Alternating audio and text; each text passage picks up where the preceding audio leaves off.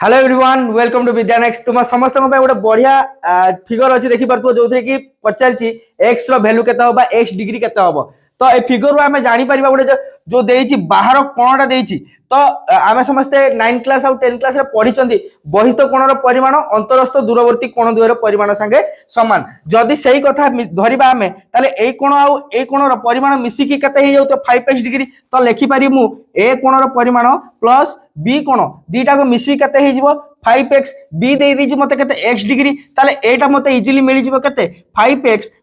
- x जोटा कि हे जिवो मो पाखरे 4x जदि ए कोणटा हे जिवो 4x तो देखि पारथु एठी दीटा जाको इक्वल दे देछि जदि इक्वल दे देछि तार सम्मुखीन दीटा कोण भी समान हे जिवो ताले आकु आमे लिखि दे परिबा 4x जदि ये 4x हे गला ये 5x डिग्री हे गला गोटे कथा भाबो गोटे सरल रेखा बा गोटे लाइन नो एंगल केते 180 डिग्री जदि 180 डिग्री ताले मु 4x + 5x डिग्री केते लिखि परिबी 4x डिग्री + 5x डिग्री मते मिली जिवो केते 180 डिग्री ताले मिली गला मते केते 9x डिग्री = 180 डिग्री तो x डिग्री केते हे जिवो मो पाखरे 180 डिग्री बाय 9 जोड़ा कि मते मिल जिवो 20 डिग्री तो x र वैल्यू केते हे गला मो पाखरे x =